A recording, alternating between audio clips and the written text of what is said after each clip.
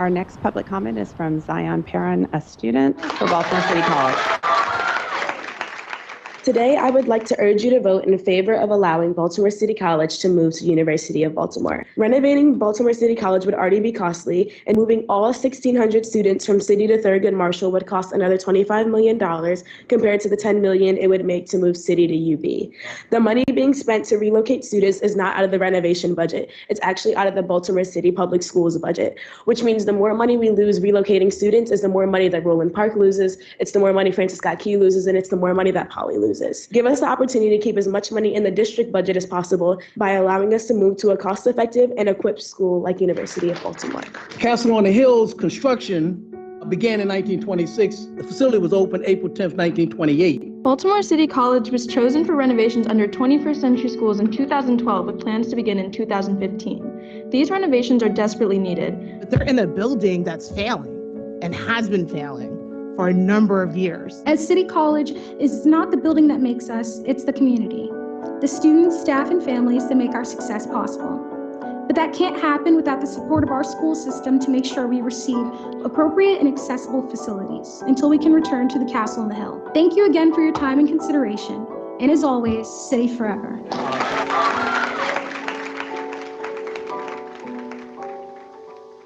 We're part of this legacy of a bunch of different people that came from City that had impacts on the world and impacts on culture and their communities. So City Forever is kind of just something that I continue to carry with me as a sense of community as I'm at City College. I think City Forever is kind of like a philosophy that people like from City have, and it basically means like even as you go out into your professional career and in college, if you're thinking about all the different lessons and values that City gave to you. We're a very passionate school, and you can tell a lot by our games and our sports and just our academics in general, because we're very unified, so yeah. It just reminds me of how City is this thing that's been around for such a long time, and it just shows how it has persisted throughout like all these years and how it will continue to persist. As a high school student, I just wanted to pass my classes.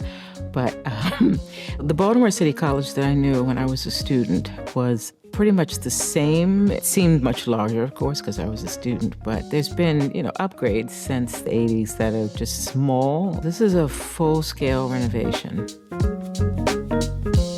Times have changed now. The heat should work all the time. We should not have to worry about old plumbing systems and things like that, or whether or not the pumps go off or the boilers are working, things like that. The construction requirements will not allow for us to be able to stay on campus while the renovations take place. So the plan is for a 3-year renovation. So we would swing for 3 years, so 2025 to 2028, with the expectation that we return to the castle and the 100th anniversary of this facade. Who wants to leave the castle? But we're fighting the battle of the building, saying, I'm old and it's time to leave.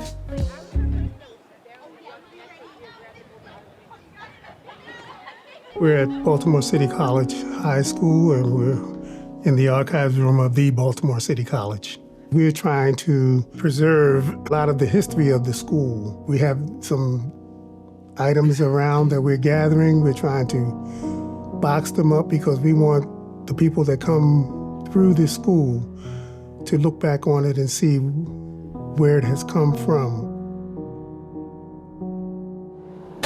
This is the way we had it. Archives, the Collegian newspaper. We have different years. Wow, 1989. 89, you say wow, and we're 20 years before that. But we have in here many collegians from different years, articles of what's happening, different teams we meet.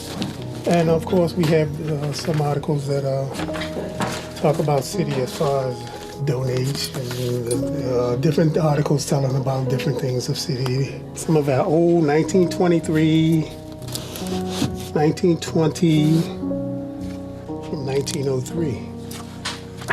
We have all the years of all the greenbacks stored in here. There's a lot of things from the years of the early 1900s. I mean, we have everything and we're trying to organize it now. We're still working on it. I mean, we have here a guy brought his report card, city football. When we played St. Joe, October 23rd, 1948. 4, city had 6. So we have all kinds of things that we're trying to organize and keep. I was part of the 4-man team. Well, actually, it was 6 of us that painted this gym. Okay? And the hallway, certain places in the hallway. Now, this was a gym that we didn't play in. Okay? We played in a much smaller gym. But I just wanted you to get an idea of all the banners all around. The first female attending classes came in 1979. The first graduating female class was 1982. Now we look at y'all as our little sisters, the young knights. Okay, we're your big brothers. Okay, you have any problem, let us know. We take care of it. That's what we do. Trying to get stuff together so that when we transition on a temporary basis down to the University of Baltimore, we can clear some of this stuff out for safekeeping. And then once the school is refurbished and we come back in and it comes back to the archives room, we can start anew. It's an emotional attachment through its history of the people that have come before me. We're hoping that will carry on through the people who come through here after we finish this construction project that's going on. I wish we could preserve everything that we have here, because everything, even as time goes on, is of value to someone that came through here. And we fight and fuss, but we all have one goal in mind: city forever. I'm Kurt Schmoke, president of the University of Baltimore and a proud graduate of Baltimore City College High School, 1967. 2 reasons that I offered the university as a swing space, and the first had to do with history. I'm old enough to remember when City College went through previous renovations. They weren't extensive, not full extensive, but they did require students to move out for a while.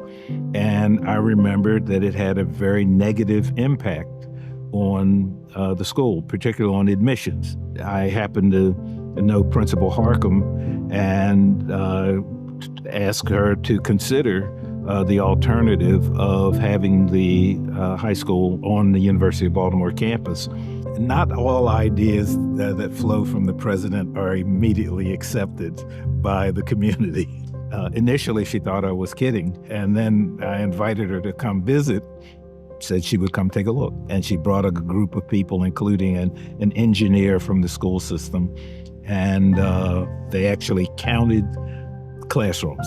They went by and counted classrooms. Most of our students are older working adults. So between 8 in the morning and 3:30 in the afternoon, our place is almost a ghost town. What will happen is that the building that was considered our old academic center will be the place for 9th and 10th graders, and our School of Business will be the place for the 11th and 12th graders. How do you feel about the move in general? I'm a little nervous about it because it's gonna be like a new experience, especially considering it'll kind of be like being a freshman at the building all over again, and I'll probably get lost at least once. But I'm kind of excited to see how everything will go. I'm expecting it to be like a college. We say City College all the time, so it's be really interesting to kind of see us in an actual college building. I'm a little scared on how everything's gonna look in terms of like the upperclassmen, underclassmen split, but I'm excited to see how we kind of acclimate to the new building. I expect it to be like kind of like staying in a hotel, because like this is not really our school, so it will be new to all of us, and the teachers, the staff, we all will have to get used to a new place. So I feel like it would be a little scary, but I feel like we can make it work. The students at UB have night classes. So when we're coming out, they're basically coming in. So we need to learn how to manage all our clubs and after school activities in a way that it won't interfere with their schedule, but we still get enough enrichment. I don't know. It's kind of a it is what it is moment. Like our building needs to get renovated. And I think us having the opportunity to go to UB is a really great experience for both like the students and to experience like a college life before we get to college. But it's also kind of sucks because we're not gonna, like specifically class of 26, we're not gonna be able to graduate from here. So yeah. It's kind of weird for me because I haven't really been a city student for that long, so I don't have that much of like an attachment to the castle. But I do kind of wish that we could have graduated from it because again, like you said, City Forever, like all the history in this building specifically and all the people who have gone through here and done the same thing. It kind of sucks that, it just landed on like we're the only people, like these 3 classes are going to be the only people who aren't going to be able to do it. But I think that we're still graduating from City even if we're not graduating from the castle. When everybody like walks through the castle for the last time, this is like everybody's last time walking through the castle, rather than like as a senior, they get to just walk through it one more time. So I feel as if this year was like very like if it meant a lot for a lot of people. We're nervous and we're excited. I think we're nervous because we just have to get ready. The energy is really in knowing what lies ahead after the transition. There may be a few bumps along the way. We may not have everything ironed out as smoothly as we all hope, but with a little patience and a lot of enthusiasm, I think we'll be able to work together and have a great partnership. We've been working pretty closely together, and I feel supported. All right, I am Mr. Alston, keyboard teacher here at the Castle, and I was just simply playing my impromptu improvisation on the school fight song, City Forever.